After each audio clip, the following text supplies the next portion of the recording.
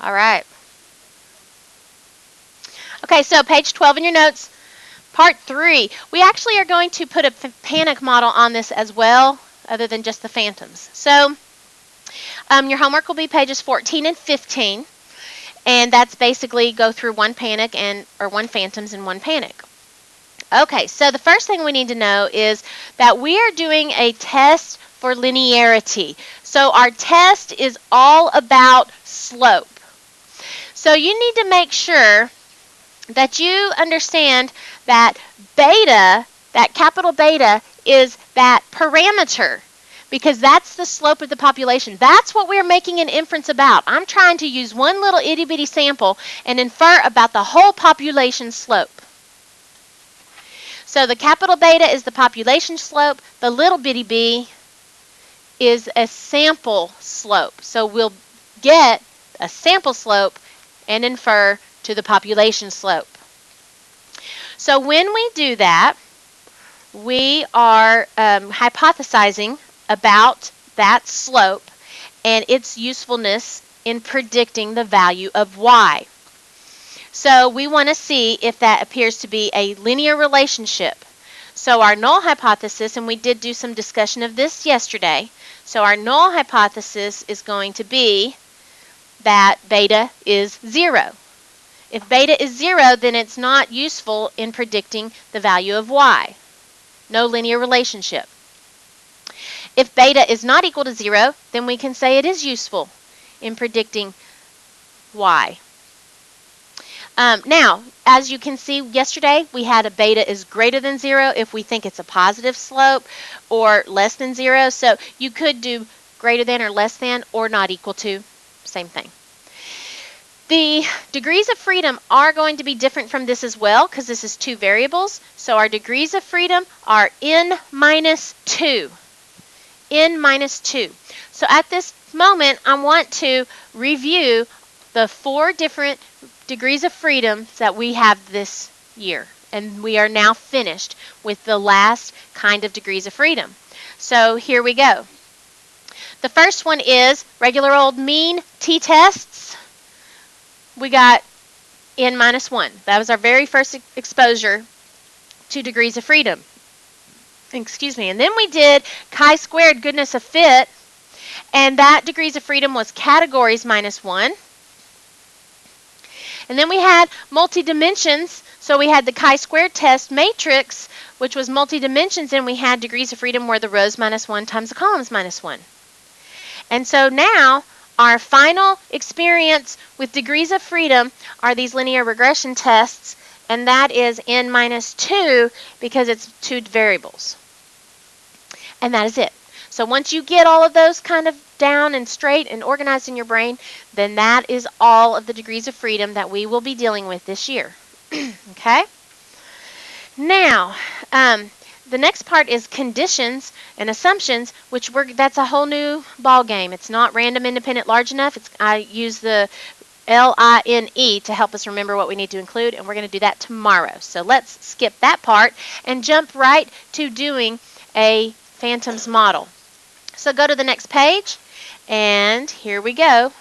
Let's do this problem.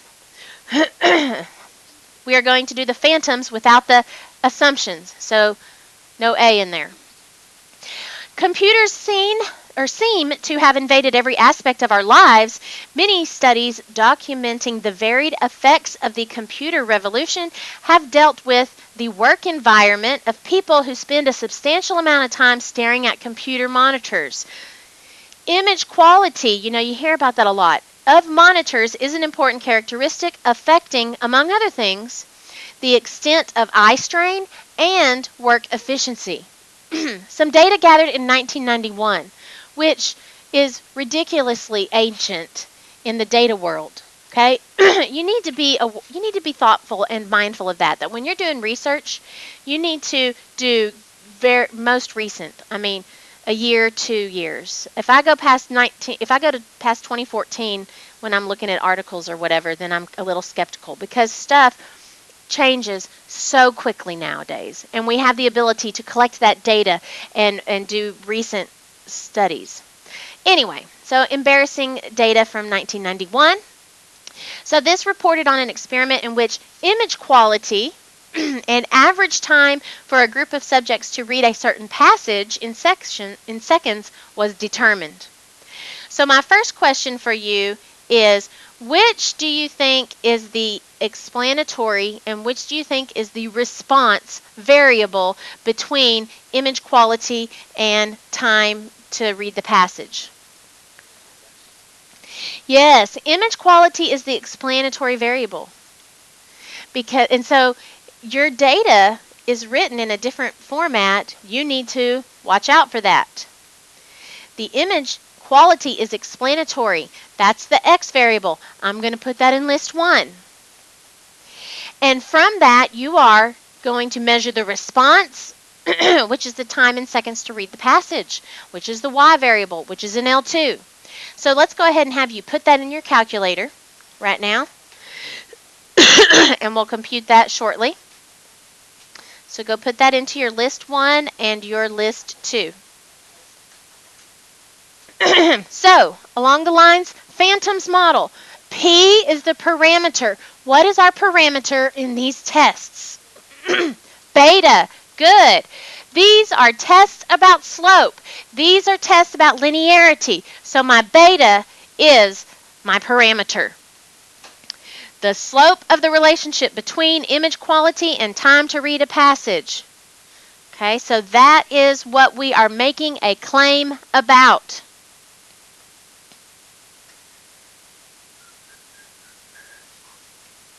Okay, so beta, so phantoms, there's my P, what's my H? My hypothesis statements, so HO is what? Beta equals 0. My alternative, not equal 0. Although I think they could perhaps have indicated that as image quality goes up, your time to read the passage goes down. That would imply you think there's probably going to be what kind of a relationship? Negative. So I would imagine a negative relationship, because as your image quality gets better, hopefully your time to read the passage goes down. But that'd be such an interesting test to run. Okay, so there's P, there's H, A we're not doing. N is the name of this, which is a linear regression t-test. T, get your test statistic, obtain a p-value. So let's do that. You got your calculator and you have all your data in there. So stat over to test, go up, and look at there. We are so at the bottom of this list. Lin, reg, t, test. We now have done every single thing in this list except for 2 sample F test, which we're not ever going to do, and a NOVA, which we are not ever going to do. So we today are finishing up the final 2 things and have done this whole list. I remember when we looked at one proportion Z interval or Z test and just going, oh my gosh, this is a huge list and we got to work through it. Well, we have done it. So we're going to run that linear regression t-test. I want to point out one thing to you, and it is this variable here. So there's beta, and this is a funky looking P. That funky looking P is a lowercase rho, R-H-O. That's a Greek letter. That is representing the y-intercept. So while we're not ever going to be running a test for the y-intercept, I have seen that show up in a multiple choice question where it just asked you, it said, when running a test where beta is 0 and rho is 0, and I was like, what the heck is rho? And so it freaked me out a little bit. I just wanted to point out to you that that is the test for y-intercept, which we don't ever really do. Okay, don't put the regression equation in there. Calculate. And there is how we get our t value, our p value, and our degrees of freedom. Yes, ma'am. No, it's I would have asked the question as less than, but this problem didn't. If you actually look carefully at how they worded it, they never indicated less than. Okay. Unless it says that you don't make that assumption. If I was running this test, I would have worded it that way, but it didn't. So I listed it as a not equal to. All right, and our degrees of freedom was 6. So with a p-value of 0.021 is less than alpha of 0.05, we reject HO.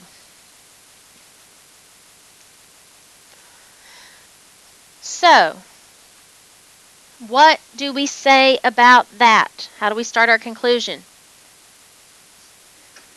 Since the p-value is less than alpha, I reject that beta is 0. There's my first sentence. I am rejecting that beta is 0. And then I'm going to have my second sentence about HA. And it will have context in it. You can put context in whichever sentence you want. So if I reject HO, what do I say about HA? You have evidence that beta is not equal to 0, and here's my context. This suggests a linear relationship between image quality and time to read the passage.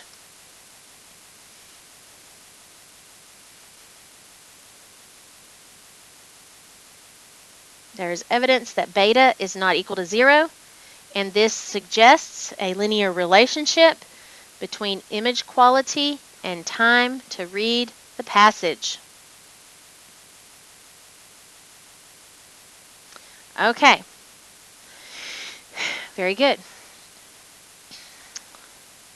So now I hope you have a little space left at the bottom of your page because we're going to squeeze in the interval real quick. It doesn't ask you for it, but we're going to do a 95% confidence interval because your homework, the page 15 has an interval on it, and so you're going to do that. So, interval. Let's do a 95% confidence interval.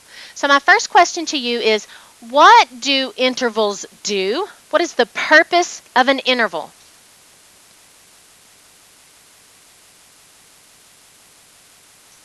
Over there on the board, we have our picture of all of those intervals. Yeah, we would like to find where the true proportion or mean or whatever is, but with our interval, we are estimating a value, estimating a true proportion, estimating a mean, estimating a difference. And in this case, what are we estimating? The value of the slope. So with an interval, we're going to do a 95% confidence interval that estimates the value of the slope that we just said we have.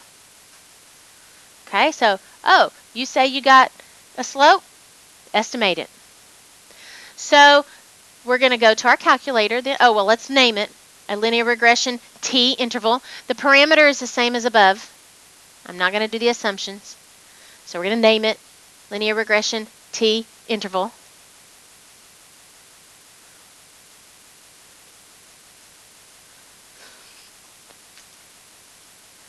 Calculator.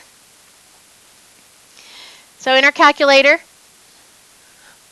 we're going to do our little stat over to test, go up, linear regression t interval, the final frontier. Enter. Yeah. The final item on our test list. Calculate. And voila. There is our interval. Negative 0.62 to negative 0.073. Did I miss something? Yes. Go ahead. Oh, it's not on the TI-83. It's not on the TI-83. I forgot about that. And I don't have a program for it, so I'm going to have to Google it and see if I can write, if they have a program I could write for it. Okay, yes, ma'am? Mine asks whether or not you want the slope or the response. I'm assuming it's slope, but I'm curious as to what the response is. I don't know. Just say slope. I don't know. Oh, I wonder if the response is y-intercept. Maybe. I don't know. Okay. So there's that. And so let's now conclude. How do we conclude a confidence interval? Oh, by the way, I think I'm going to start doing this. So this is an estimate for beta. So remember how on some of our things we put in front like the difference? I'm like, hey, I'm estimating beta, so let me put beta here. I'm going to start doing that. Whatever I'm estimating, I'm going to put right there in front. I mean, doesn't that make sense that you're telling me I'm saying beta is between negative 0.62 and negative 0.073. Degrees of freedom must include the DF is 6. So I am 95% confident that the true slope of the relationship between image quality and time to read the passage is between negative 0.62 and negative 0.073. And that's it. And so tomorrow we're going to touch on this same stuff, but with a computer printout, how you handle it with a computer printout. And then we're also going to do assumptions. So I want you to work on page 14 and 15 today. We're on a different schedule. We get out of here at 2:02. So you've got a solid 20 minutes. You might could finish that in 20 minutes or get pretty darn close.